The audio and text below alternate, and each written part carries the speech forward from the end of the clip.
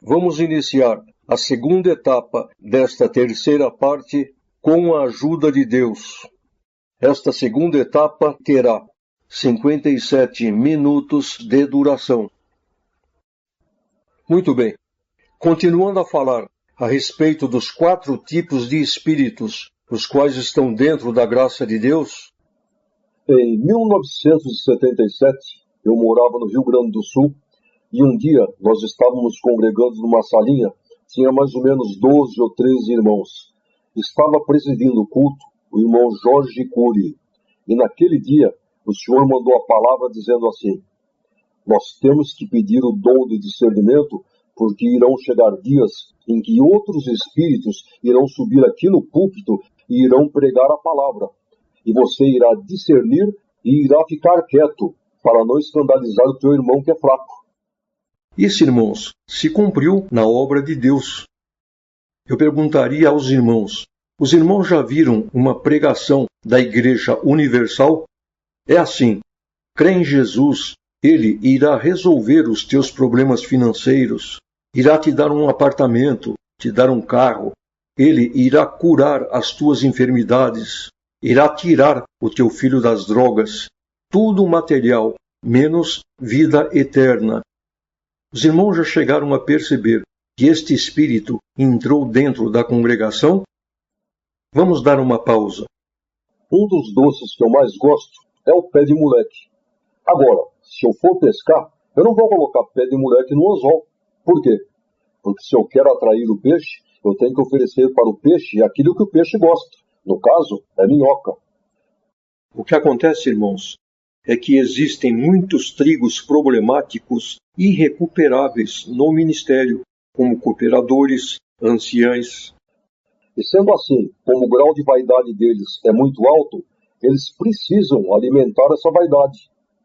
Então, por exemplo, se tivessem dinheiro, estaria resolvido. Status. Mas, como a maioria não tem, então uma boa maneira de se alimentar a vaidade é sendo um grande pregador.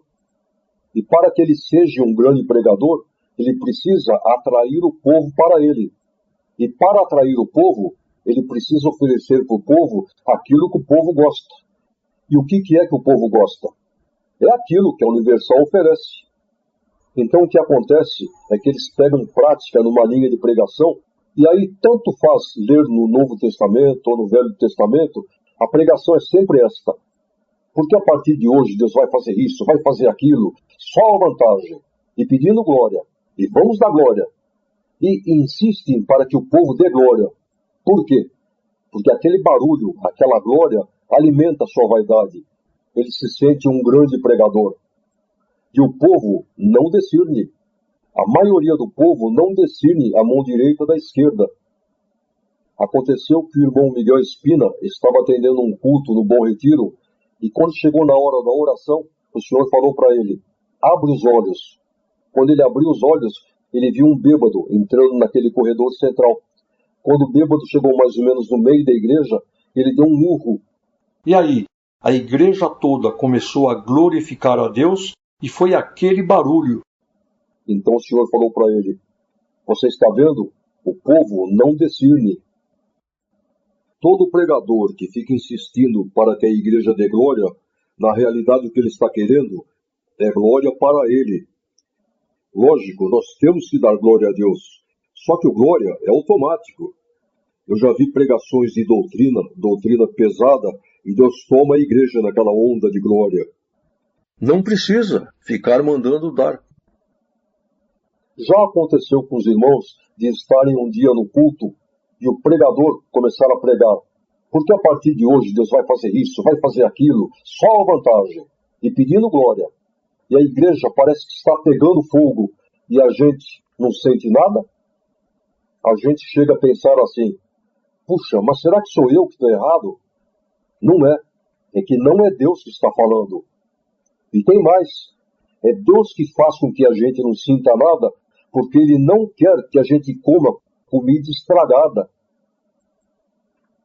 Eu vou criar um exemplo só para que os irmãos entendam que na realidade isso não acontece. Vamos supor que um pregador, quando estivesse na sua casa, ele falasse assim: Hoje no culto eu vou pregar pela carne. Isso não acontece, é só para os irmãos entenderem. Então ele pegasse, abrisse a Bíblia, escolhesse um passo, fizesse um sermão, estudasse, fosse na frente do espelho e ficasse praticando ali. Aí então, quando chegasse à noite no culto, ele levantasse e pregasse tudo isso que ele estudou em casa. Mesmo ele fazendo isso, pode ser que por causa de um coitadinho que esteja ali, por alguns momentos Deus se use dele para falar com aquele coitadinho, para que ele não saia da igreja vazio. E aí então depois, se nós falarmos, foi tudo carne, nós pecamos. Os irmãos estão entendendo? Então, irmãos, nós nunca podemos julgar aquilo que está sendo falado, a palavra, para não corrermos esse tipo de risco. Agora, está escrito, um fale e os outros julguem. Isto sim, nós podemos fazer, ou seja, julgar aquele que está pregando, se ele está falando guiado por Deus ou está falando por conta própria. E mesmo que Deus nos faça ver que ele está fora da guia de Deus, nós devemos ficar quietos, de boca fechada, por dois motivos.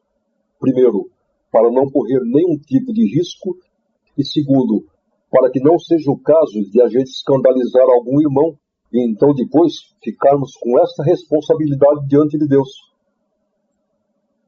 Falando ainda desses trigos problemáticos irrecuperáveis, acontece que muitos que não têm ministério levantam para testemunhar.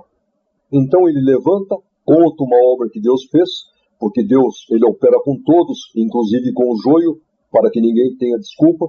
E aí então, quando ele conta a obra e a igreja começa a glorificar a Deus, aí ele pega o embalo. Aí já começa. Porque hoje vai ter obra de milagre aqui nessa igreja. O que ele está querendo? Ele quer tocar fogo na Irmandade. Ele quer arrancar glória, porque aquele glória alimenta a vaidade dele. Depois então, eles vão para suas casas, todos contentes. Por quê? Porque serviu a Deus? Não, porque alimentou a sua vaidade. E muitos irmãos que receberam o dom da profecia, depois se incharam, roubaram a glória de Deus, o Senhor se retirou e entrou um espírito de adivinhação, acabaram levando esse espírito para cima do púlpito. Aconteceu em Sorocaba que Deus mandou uma irmã ir no centro de Umbanda na hora em que eles estavam fazendo o trabalho. A irmã clamou a Deus, obedeceu ao Senhor e foi. Quando ela chegou lá e começou o trabalho, eles começaram a fazer aquelas batucadas que é para descer os espíritos, só que não descia espírito nenhum. Depois de muito tempo, um espírito desceu, pegou uma criatura e disse assim: hoje nós não poderemos fazer nada aqui, porque está em nosso meio uma pessoa que não deveria de estar. E ali, irmãos, eles têm um quadro negro, e geralmente aquela pessoa que está possuída, ela pega o giz, vai no quadro negro e escreve. Então, neste momento, o Senhor tomou a irmã, ela se virou para ele e falou assim: em nome do Senhor Jesus, vai lá no quadro e escreve quem você é. Ele foi até o quadro e escreveu assim: eu sou o rei do inferno. Quando ele escreveu isso, uma parte daquele povo que estava ali se apavorou. Conclusão: o Senhor fez uma obra e chamou alguns daqueles que estavam ali. Então, os irmãos vejam bem o que acontece.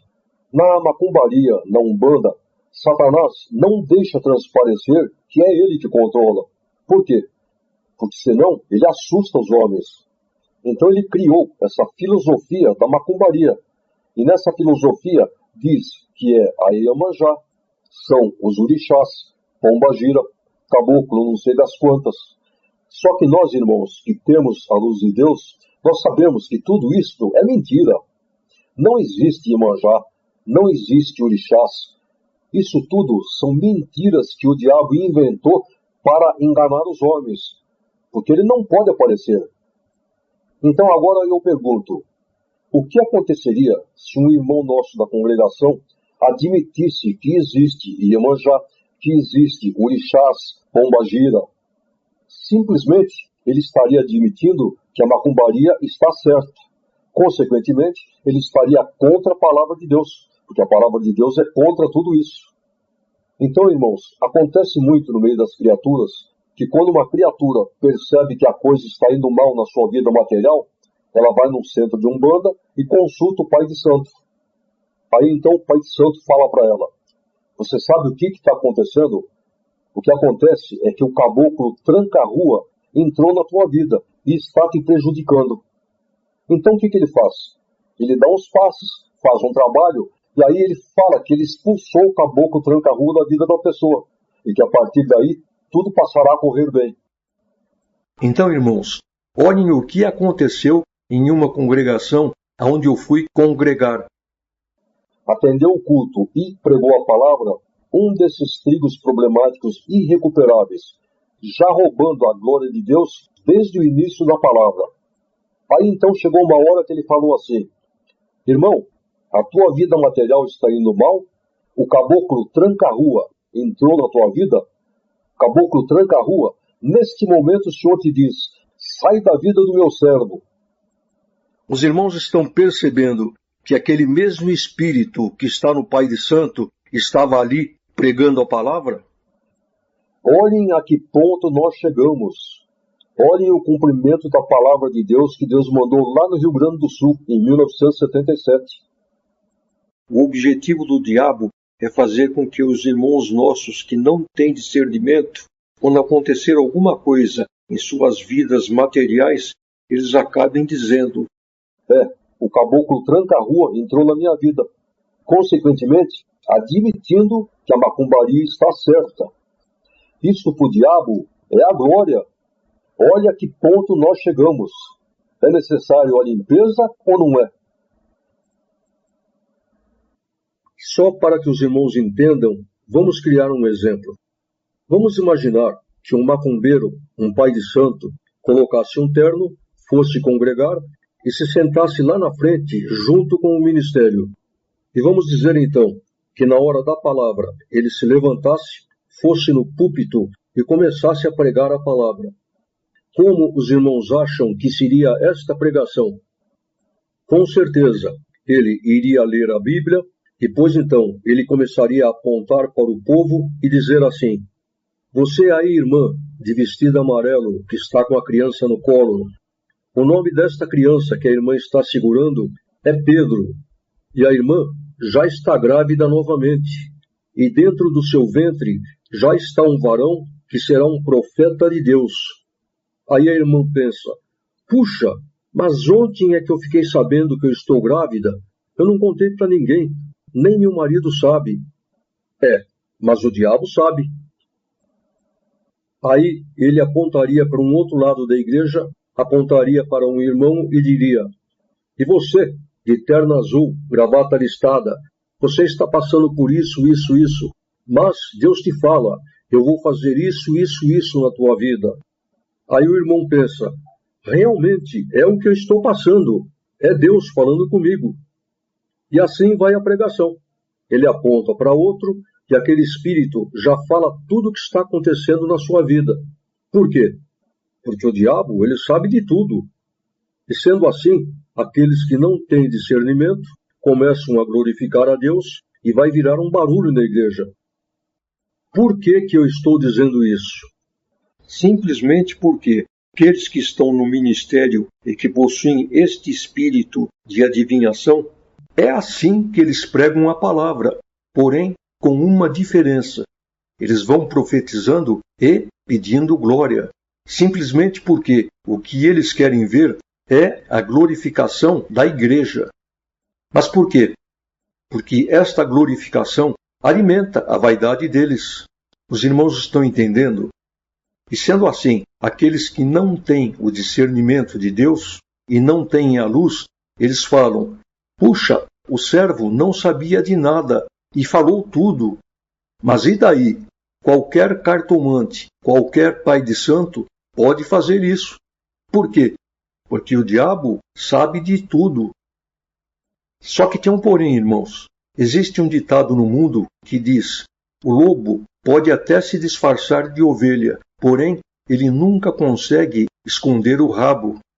É só ter o discernimento e o Senhor mostra. Vamos imaginar uma cidade que não tinha a obra de Deus. Aí então o Senhor mandou os evangelistas para lá e chamou um povo. No meio deste povo tinha o trigo problemático recuperável, o trigo problemático irrecuperável e o joio. Dando uma pausa, os irmãos sabem qual a diferença que tem entre santidade, consagração e espiritualidade? São três coisas distintas que não têm nada a ver uma coisa com outra. Santidade. A pessoa está sendo preparada por Deus para que ela possa retornar para o céu. O Senhor está zerando a sua vaidade, está reequilibrando a sua alma. E muitas vezes a pessoa já está perfeita, pronta para ir para o céu, só que ela não tem dom nenhum. Ela não tem dom de orar na igreja, ela não chama hino, não testemunha. Consagração. Aí é quando a pessoa tem as ferramentas que o Senhor deu e ela trabalha para o Senhor. Ela é consagrada a Deus. E apesar dela ser consagrada a Deus, mas às vezes ela não é santa como aquele outro. Espiritualidade. Isto já significa mente de Cristo, sabedoria de Deus. Muitas vezes a pessoa é muito espiritual, tem muita luz, porém, ela não é consagrada como aquele e nem é santo como aquele outro. Os irmãos estão entendendo a diferença?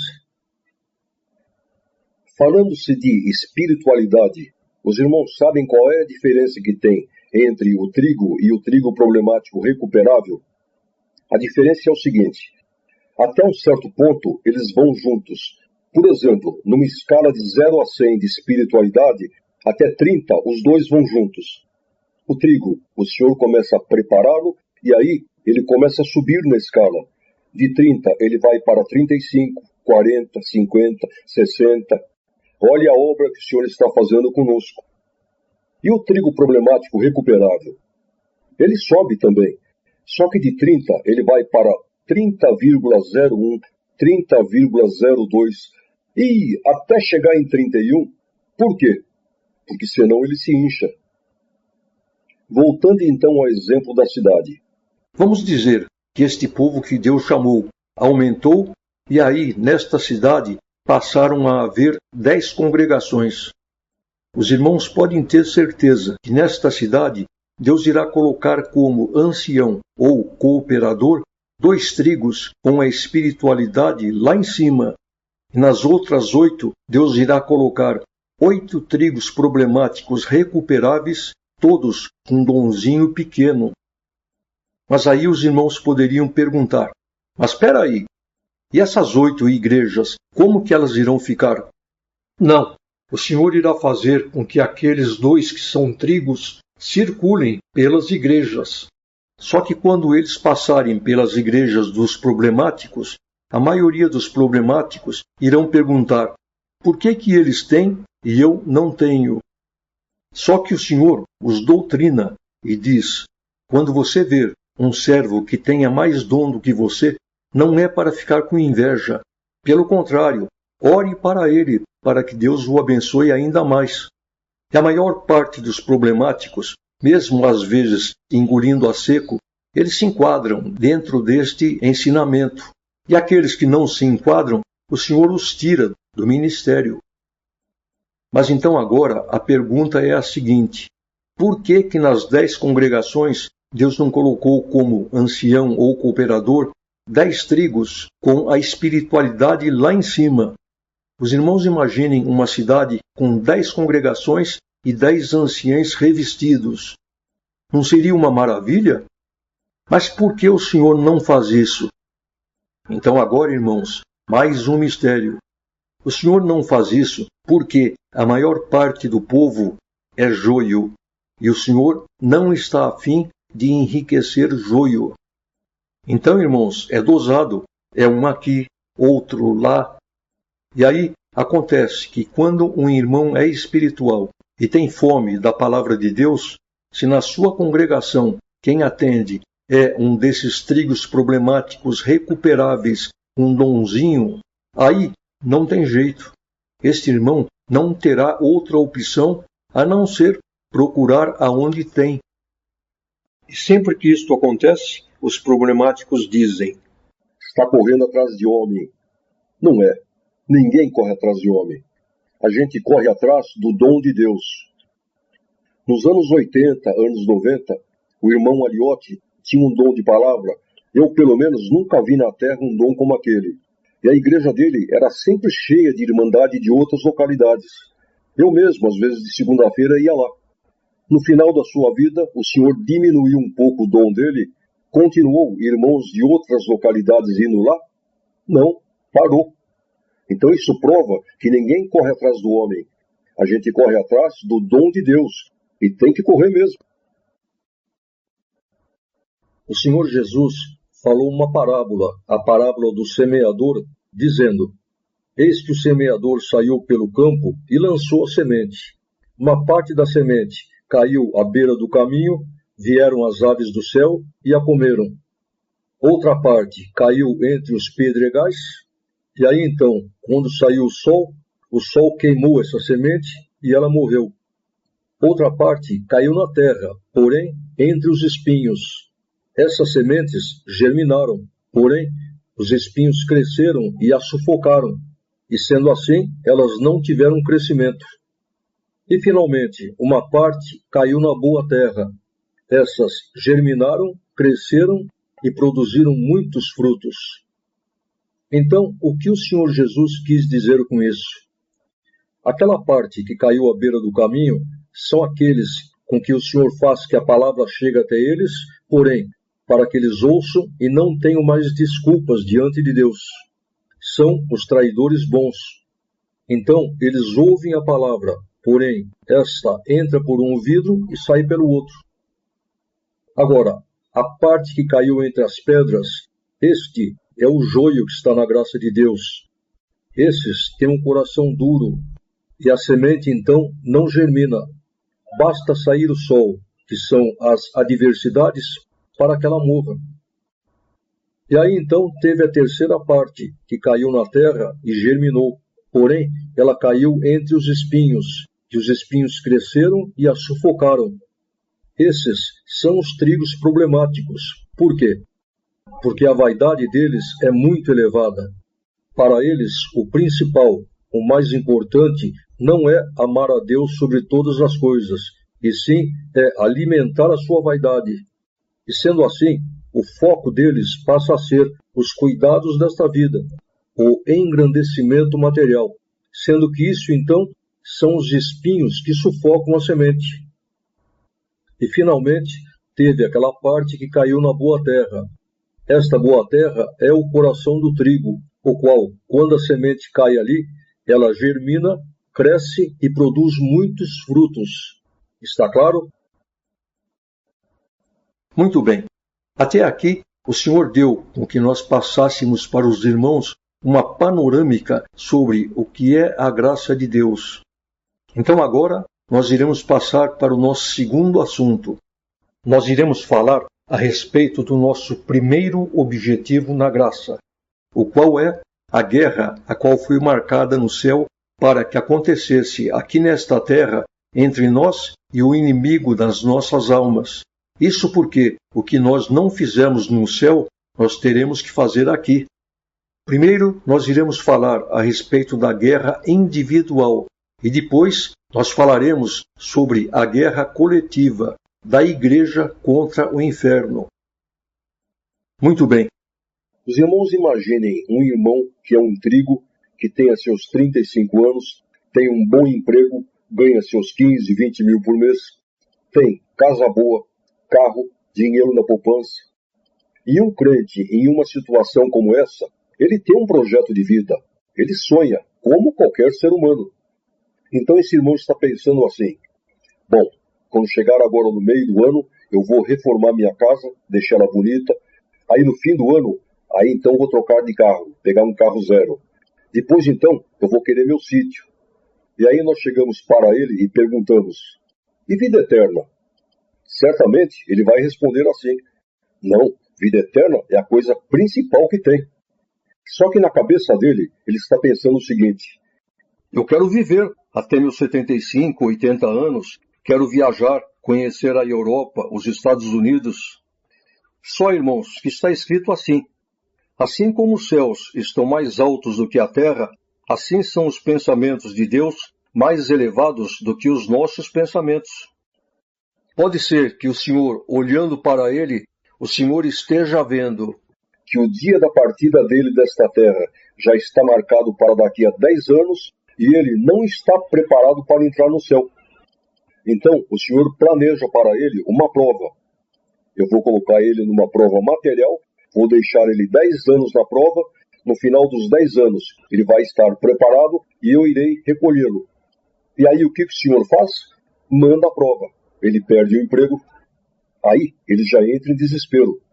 Meu Deus, e agora, eu com uma idade dessa, aonde eu vou arrumar outro emprego como esse? E já começa a ver aqueles planos, todos aqueles sonhos, tudo indo por água abaixo. E um crente, quando fica nesta situação, qual é a primeira coisa que ele faz? Com certeza, buscar a palavra. Eu preciso saber o que aconteceu, o que vai acontecer. O culto na comum dele é amanhã, ele nem pode esperar, tem que ser hoje. Então agora, os irmãos vejam em que situação fica o Senhor Deus. Ele não está preparado para saber da verdade.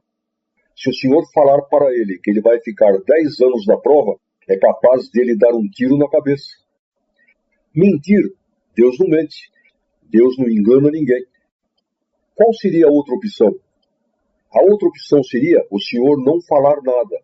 Mas, se o Senhor não falar nada, ele vai entrar em pânico. Então, olhem só a situação que fica o Senhor. Tem que falar, mas não pode falar a verdade e nem mentir. Mas Deus é sábio. O que vai acontecer? Ele vai congregar, vai buscar a palavra, e aí então o Senhor irá falar com ele assim: irmão, a porta de emprego se fechou, mas fique em paz. Eu vou te abrir uma porta muito maior. Eu vou te abençoar muito. Aí ele sai da igreja pensando: puxa, então é isso. O Senhor quer me abrir uma outra porta. Ele vai congregar de novo e o Senhor fala: irmão, a porta que eu vou abrir na tua vida não é uma porta, é um portão. Eu vou te enriquecer. Aí então ele começa a pensar: puxa, o Senhor falou que vai me enriquecer. Que porta será esta que o Senhor vai abrir? Será que é outro emprego? Será que eu vou trabalhar por conta? E aí já começa a sonhar. O Senhor falou que vai me enriquecer. Eu nem vou mais reformar minha casa. Eu vou comprar outra. Já imagino um carrão. Mas o que foi que o Senhor falou com ele? Eu vou te abrir a porta da salvação. Eu vou te enriquecer espiritualmente. Só que, por permissão de Deus, ele entendeu tudo no sentido material. Quando ele estiver no 3º ano de prova, ele vai estar pensando assim: meu Deus, 3 anos que eu estou nessa prova. O Senhor falou que vinha, até agora nada. Mas quando será que o Senhor vem? Ele vai na igreja e o Senhor fala com ele: irmão, a obra que eu vou fazer na tua vida está muito mais perto do que você imagina. Aí então ele pensa assim: puxa, eu tenho consciência que eu não tenho condições de ficar mais 3 meses nessa prova. O Senhor falou que está mais perto do que eu imagino. Então, está por horas. Mas o que o Senhor falou com ele? Ele não espera entrar no céu quando ele estiver com 75, 80 anos? Faltam só 7. Quando ele estiver no 8º ano de prova, ele vai estar pensando assim: meu Deus, 8 anos que eu estou nessa prova. O Senhor falou que ia fazer a obra. Eu acho que eu peguei palavra errada. É isso. O Senhor deve ter falado com outro e eu peguei para mim. Mas pensando bem, eu gostaria mais é que o Senhor me recolhesse. Quando ele estiver no 10º ano de prova, ele já está preparado. O Senhor já poderá até abrir para ele. Tudo o que eu falei foi no sentido espiritual. Eu permiti que você pegasse no sentido material porque você não estava preparado. Então, irmãos, o que acontece no meio da obra de Deus é que muitos estão blasfemando contra a palavra de Deus por não terem entendido a palavra. E outra coisa, eu não sei se os irmãos sabem, blasfemar contra o Espírito Santo não é só falar contra a palavra ou contra uma profecia que Deus deu. O Espírito Santo está fazendo uma obra dentro de nós. Se nós falarmos contra essa obra, nós estamos pecando contra o Espírito Santo. Aconteceu nos anos 80, inclusive este caso foi contado nas igrejas. Eu mesmo escutei aqui em Santo André, na Vila Guarani. Foi o seguinte: uma irmã da Piedade estava com câncer e veio a falecer. Então, teve aquele funeral bonito, um cortejo muito grande, só que a filha dela não se conformava e chorava muito. Um dia, o Senhor arrebatou essa moça e levou ela no céu. E sendo assim, o anjo começou a mostrar muitas coisas para ela. Só que de repente ela disse para o anjo: agora eu quero ver a minha mãe. Então o anjo respondeu: não, a tua mãe você não pode ver. Então ela: ah não, mas eu quero porque quero. Então, devido à insistência dela, o anjo falou: tudo bem. Abriu como tipo de uma janela, e aí então ela começou a escutar aqueles gemidos desesperados. Foi aí que ela disse para o anjo: mas não pode, a minha mãe era da Piedade. O anjo respondeu: mas no último momento ela blasfemou. O que os irmãos acham que ela poderia ter dito? Com certeza, tanto que eu servi a Deus uma vida inteira e agora me acontece isso. Deus não é justo comigo. Acabou. Falou contra a obra do Espírito Santo que estava sendo realizada dentro dela. No interior de São Paulo, tinha uma irmã da Piedade que aconteceu o seguinte com ela. Ela caiu e quebrou o joelho. Aí então eu ouvi ela falar: tanto que eu sirvo a Deus, eu não sei por que me acontece isso. Já está na beira do abismo. Nós, irmãos, nunca podemos reclamar das provas, dos processos que nós passamos, simplesmente porque o Senhor está fazendo o favor de nos provar. Está ou não está? Os irmãos querem ver uma mentalidade carnal que tem no meio do povo? O crente fala assim: se eu sirvo a Deus, se eu estou dentro da doutrina, Deus tem que me abençoar. Agora, se você está provado, alguma coisa de errado você fez. Porque se a pessoa está dentro da doutrina, Deus nunca aprova, Ele só abençoa. E aí o que acontece? Quando Deus coloca ele em uma prova, em uma situação difícil, Ele já vai dizer: como que eu, que estou dentro da doutrina, estou servindo a Deus, me acontece isso? Também já está na beira do abismo. Eu perguntaria para os irmãos: existe no universo alguma coisa mais importante do que o nome de Deus? Quem respondeu que não existe, errou, porque existe. É a palavra de Deus. Está escrito: eis que eu coloquei a minha palavra acima do meu nome. Por outro lado, revelação de Deus. Os irmãos sabem dizer qual é o pecado de morte que mais tem no meio do povo? Quem falou que é adultério, errou. O Senhor mostrou, revelação de Deus, que dentro da congregação, para cada pecado de adultério, existiam 13 pecados de blasfêmia contra o Espírito Santo. Isso até o ano de 2012. De 2012 para cá, essa disparidade aumentou e muito. O Senhor mostrou que hoje, para cada adultério, existem 33 blasfêmias contra o Espírito Santo. Mas por que essa disparidade aumentou após o ano de 2012? Ainda nesta terceira parte, os irmãos irão ficar sabendo o porquê que isso aconteceu.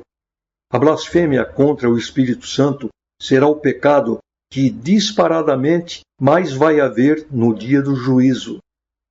Mas espera aí, se a palavra de Deus é a coisa mais importante que tem no universo, por que tanta blasfêmia contra a palavra? É isso que nós iremos ver agora.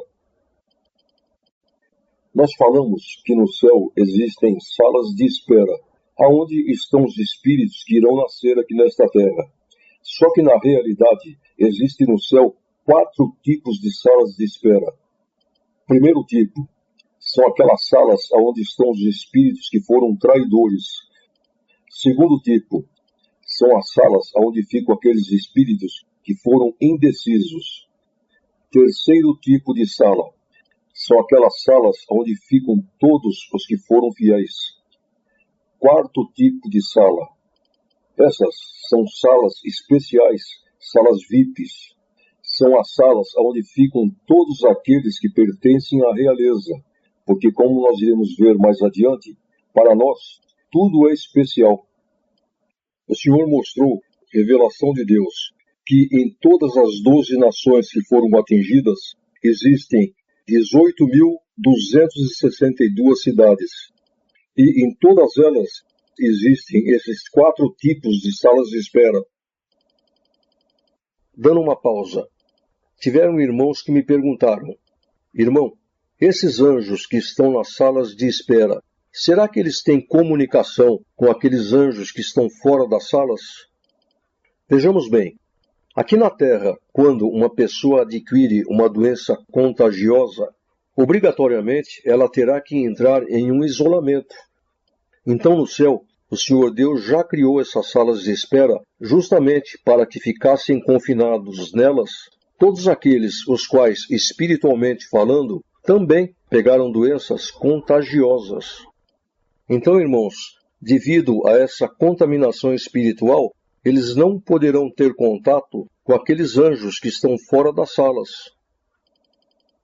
E quando nós, o povo da graça de Deus, retornarmos para o céu, nós seremos todos príncipes. Nós faremos parte da realeza. E ser um príncipe é tudo que Satanás queria. Se Deus tivesse deixado ele ser um príncipe, ele não teria aprontado nada disso que ele fez. Então, os irmãos não imaginam a inveja e o ódio que ele tem de nós. E assim sendo, Lúcifer orientava os demônios para que eles ficassem nessas salas, nas salas VIP. E ele mesmo ficava indo de uma em outra. Por quê? Porque é ali que estava a diferença dele. Então, por isso, quando eles foram lançados do céu, foi que o anjo falou: eis que é derrubado o acusador de nossos irmãos, o qual de dia e de noite os acusava diante de Deus. Então, irmãos, eles ficavam constantemente nos acusando, nos injuriando, porque os irmãos sabem que, na realidade, nós no céu não brigamos contra os demônios, contra aquele grupo de 711 milhões. Nós brigamos sim, defendendo o Senhor Jesus contra os traidores, aqueles que eram a favor de Lúcifer e dos demônios. Mas contra o diabo mesmo, nós não lutamos no céu. Então, irmãos, foi por esta razão que foi marcado para cada um de nós uma guerra aqui na Terra. Voltando aqui na Terra, a graça de Deus, ela possui 4 estágios. Lógico que existem as exceções. Acontece casos de Deus chamar uma pessoa na graça e depois de uma semana a recolhe. Porque existem pessoas as quais o Senhor chama na graça e já os recolhe. Isso acontece, irmãos, porque essas são pessoas as quais possuem pouca contaminação em suas almas. E assim sendo, lá no mundo mesmo, o Senhor já vai fazendo um trabalho de restauração. E aí acontece, irmãos, que o Senhor os chama na graça somente para que eles possam ter o direito de pertencerem à realeza. Isso porque, no céu, eles foram anjos que também brigaram defendendo o Senhor Jesus. Agora, no geral, a regra é a seguinte: a graça de Deus possui 4 estágios. E essas guerras, esses desafios que foram marcados lá no céu, eles acontecem aqui na Terra quando o crente estiver no 3º estágio da graça de Deus. Dando uma pausa, vamos imaginar que nós chegássemos em uma metalúrgica e como ali existem diversos tipos de profissionais trabalhando, vamos dizer que nós chamássemos um e começássemos a conversar com ele. Então nós perguntaríamos: o que você faz aqui? Eu sou torneiro mecânico. E quanto você ganha por mês? Eu ganho 3.000 reais por mês. E aí então nós falássemos para ele: rapaz, você não percebeu como você está sendo injustiçado? Ele iria perguntar: mas por quê? Porque veja bem, você, num serviço tão importante como esse, por exemplo, todas essas peças passam pela tua máquina, não é verdade? Se você parar, para toda a produção. Então veja só, você num serviço tão importante como esse, ganha somente 3.000 reais por mês. E o diretor, que está lá sentado atrás de uma mesa, não faz nada, só assina papel, ganha 20.000 por mês. Você quer ver uma coisa? Se o diretor ficar uma semana sem vir trabalhar, não acontece nada. Agora fica você uma semana sem vir trabalhar e para toda a produção. Se ele acreditar nisso, o que irá acontecer? Vai criar nele uma ilusão. Ele vai achar que ele está sendo injustiçado, quando na realidade não é bem assim. O diretor está lá atrás de uma mesa só assinando o papel, porém, se ele fizer uma assinatura errada, ele pode quebrar a empresa. Ao passo que ele, se for colocado uma placa lá, precisa-se de torneiro mecânico, é capaz de aparecer 50 se sujeitando a ganhar menos do que ele. Mas foi criada uma ilusão. Os irmãos lembram que nós lemos na primeira parte, Ezequiel 28, profecias contra o rei de Tiro. Os irmãos lembram também que foi falado que esse rei de Tiro era endemoniado, e quando essa profecia veio para ele, não foi para ele, foi para o diabo que estava dentro dele. E esta profecia começa falando assim, já referindo-se ao diabo. Tu és o aferidor da medida. Materialmente falando, os irmãos sabem o que é um aferidor de medida? Os comerciantes possuem as suas balanças para pesar mercadoria. E tem aqueles comerciantes desonestos que querem roubar. Então o que eles fazem? Eles querem mexer na regulagem da balança. Para quê? Para que, por exemplo, quando se coloque 900 gramas, já dê 1 quilo. Então eles roubando 100 gramas de cada um, no final do dia dá um montante. Então aquela pessoa que ele chama para mexer na regulagem da balança, chama-se aferidor. Espiritualmente falando, a justiça de Deus também é uma balança. E esta balança, ela está nos nossos corações e nas nossas mentes. E Satanás é o aferidor que gosta de mexer na regulagem desta balança. Então, por exemplo, a gente fala assim, a lei de Deus diz assim e assim. Aí então Satanás chega e fala, mas não é bem assim.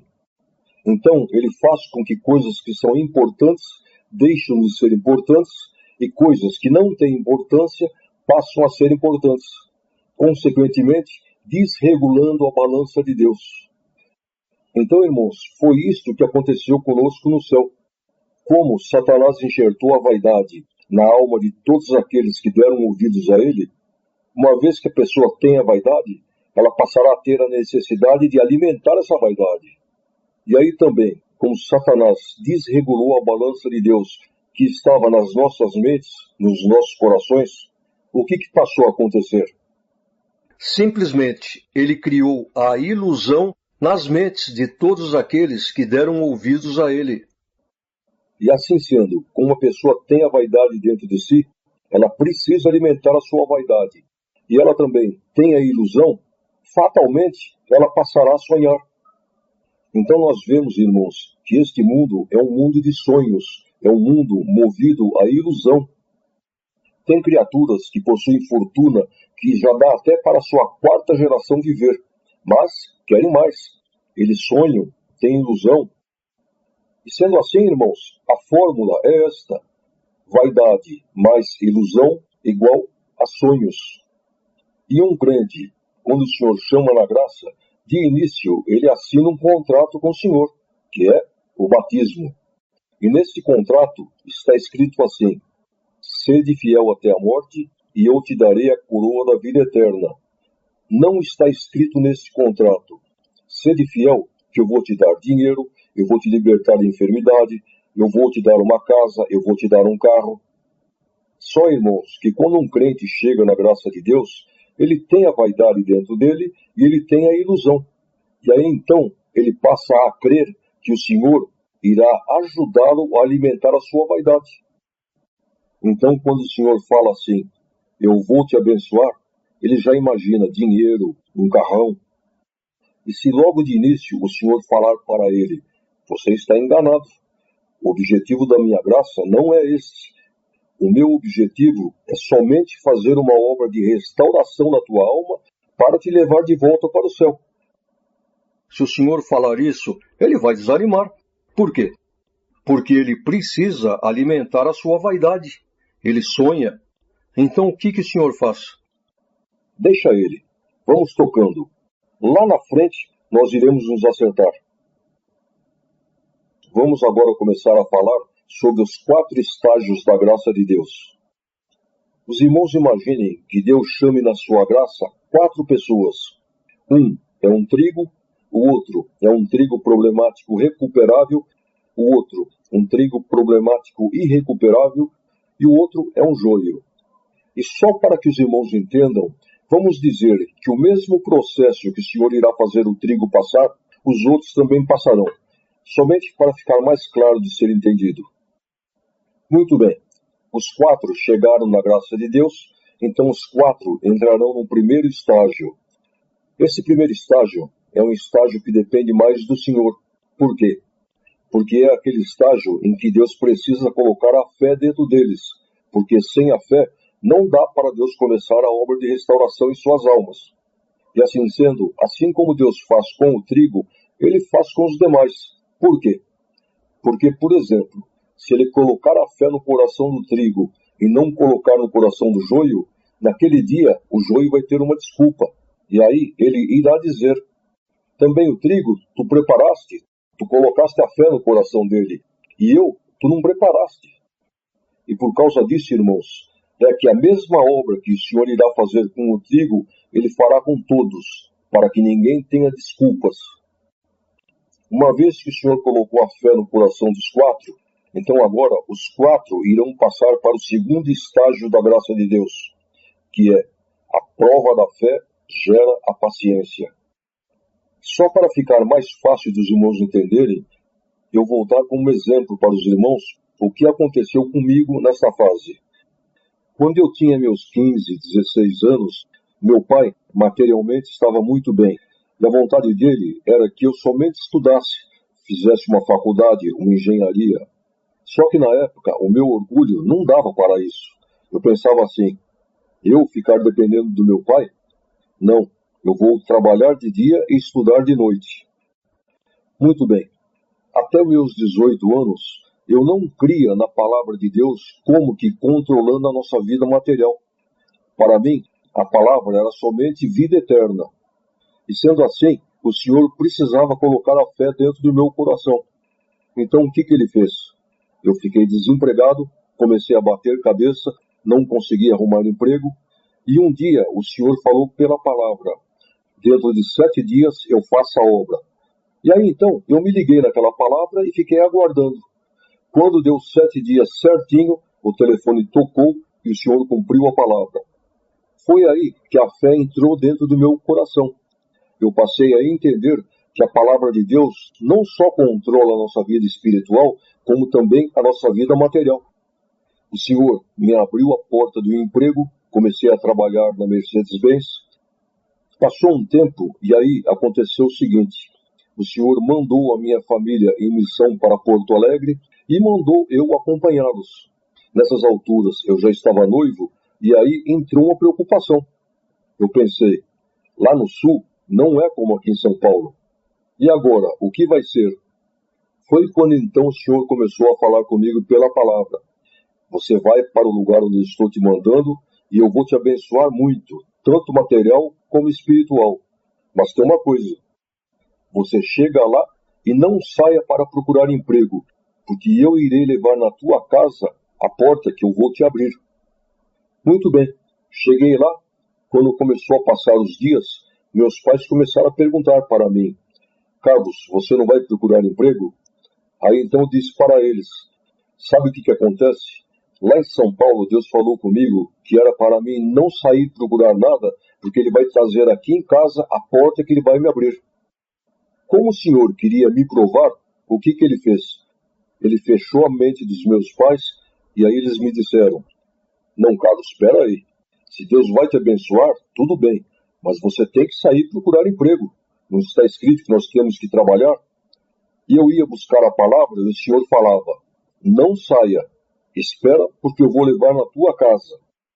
Eu falava para eles e por permissão de Deus, eles não criam. E aí, o que passou a acontecer? Eu comecei a sofrer. Era o meu orgulho que estava sendo atingido. O que eu mais queria que não acontecesse, aconteceu. Os dias foram se passando e aí a Irmandade perguntava para minha mãe: e o Carlos não vai arrumar emprego? Ela dizia: Está esperando o que Deus vai trazer em casa. Um dia eu perdi a paciência, saí e arrumei um emprego. Isso foi numa segunda-feira. Na quarta-feira, quando eu fui congregar, o Senhor falou comigo pela palavra.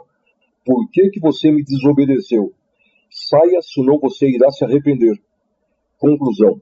No dia seguinte eu tive que ir lá e pedir a conta.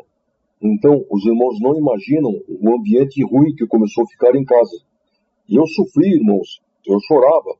Era o meu orgulho que estava sendo atingido. Um dia eu fui congregar e pela palavra o Senhor falou comigo.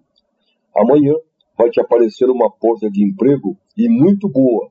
Se você pegar, a tua carreira está encerrada diante de Deus. No dia seguinte, um irmão que trabalhava em um estaleiro ligou para o meu pai e disse para ele, irmão Antônio, Deus abriu uma porta para o Carlos, um emprego de comprador para ganhar tanto. Meu pai vira para mim e fala assim, Carlos, você está certo, a porta veio até em casa. E aí então, eu me lembrei da palavra do dia anterior. Olhem só que situação. Resumindo, quando chegou num ponto em que eu não aguentava mais, aí o Senhor falou comigo, dentro de 3 meses eu faço a obra. Foi então que eu falei para os meus pais, só que eles pensaram assim, vamos deixar. Quando der os 3 meses não irá acontecer nada, e aí ele irá ver que ele está errado. Muito bem, eu comecei a contar as horas, e quando completou os 3 meses, os irmãos sabem o que aconteceu? Nada. Meus pais me cobraram, e a minha saída foi essa. Não, o senhor falou 3 meses, mas pode ser 3 meses e 2 dias, 3 meses e 10 dias, até 3 meses e 29 dias. O que não pode é completar 4 meses. Bem, foi essa saída que eu tive. E comecei então a aguardar. Este prazo iria vencer em um domingo. Se passasse daquele domingo, já estaria furado. Por quê? Já iria dar 4 meses. Neste domingo, nós fomos congregar e depois do culto, eu iria fazer uma viagem para o interior do Rio Grande do Sul para fazer um servicinho para o meu pai. Quando eu cheguei na igreja, eu vi assim estacionado um carro com placa de São Paulo, mas eu nem dei muita atenção e entrei. Naquele culto, o senhor não falou nada. Conclusão, saí da igreja aborrecido, fui para a rodoviária e embarquei. Dentro do ônibus, quando deu meia-noite, eu entrei em aflição e me atribulei, pensando, agora está tudo perdido. Na terça-feira, retornei para Porto Alegre, triste, de cabeça baixa, arrasado. E quando eu entrei na minha casa, quando eu saudei meus pais, eles me falaram, Carlos, você não sabe o que aconteceu. Eu perguntei, o quê? Você lembra aquele carro que estava parado em frente à igreja com placa de São Paulo? Então, era um irmãozinho. Esse irmão, ele era cabeleireiro masculino aqui em São Paulo e trabalhava de empregado num salão. E naquele tempo, quem trabalhava nessa profissão ganhava mais ou menos igual a um engenheiro. E aí o que aconteceu? Esse irmão começou a orar a Deus e pedir para Deus preparar um salão para ele. Foi quando então o Senhor disse a ele, vai para Porto Alegre, na casa do cooperador, que lá tem um sócio para você. Ele não me conhecia, nem eu a ele. Resumindo, o Senhor fez uma obra de milagre e me deu um salão no centro da cidade, um salão bom, cumprindo desta maneira a sua palavra e levantando a minha cabeça perante meus pais, perante a Irmandade. Eu não tinha condições nenhuma de montar esse salão e o Senhor fez uma obra de milagre, a qual somente Deus poderia fazer. Muito bem, voltando a falar dos 4, eu perguntaria, os irmãos acham que o trigo problemático irrecuperável e o joio iriam se submeter à vontade de Deus como eu me submeti? Se eles tivessem que passar pela mesma situação que eu passei, os irmãos acham que eles iriam obedecer a palavra como eu obedeci? De maneira nenhuma. O grau de vaidade deles é muito alto e jamais eles iriam se submeter a uma humilhação dessa. Iriam desobedecer a Deus, iriam sair e procurar empregos. E o Senhor iria deixá-los à vontade, capaz até de arrumar empregos bons, e com certeza eles iriam se justificar. Não, porque está escrito que nós temos que trabalhar. sendo que isso seria então um subterfúgio para poder sair fora da vontade de Deus. E como eu já disse, o Senhor iria deixá-los à vontade. Muito bem, chegamos ao fim do segundo estágio, aquele em que a prova da fé gera a paciência. Eu me submeti à vontade de Deus e a paciência foi gerada dentro de mim, de acordo à vontade de Deus. Agora eles, não. Então agora, todos passarão para o terceiro estágio. A prova da paciência gera a temperança. Mas que paciência? Eles não adquiriram a paciência? Tiveram oportunidade de adquirir e não quiseram? Não se submeteram à vontade de Deus? Agora, irmãos, é nesse terceiro estágio que irão acontecer as guerras que foram tratadas lá no céu. Todos tiveram o mesmo direito, o direito de se preparar para esta fase, e eles rejeitaram. Então agora, direitos iguais, obrigações iguais. Todos terão que enfrentar aquelas guerras que foram tratadas no céu. Então, irmãos, na próxima etapa, a terceira etapa, nós já iremos começar falando a respeito da terceira fase da graça de Deus, aonde acontecem aquelas guerras, as quais no céu nós marcamos contra o diabo. E também iremos falar sobre como essas guerras acontecem aqui na terra. Deus e a Cristo Senhor, devemos consagração, respeito, honra, profunda. Bem, irmãos, chegamos então ao fim desta segunda etapa da terceira fase. Faz-nos por Cristo escolhidos, sereis para a glória de Deus. Cristo vos quer revestidos das santas virtudes dos céus. A Deus e a Cristo Senhor devemos consagração, respeito, honra, profundo amor e eterna veneração.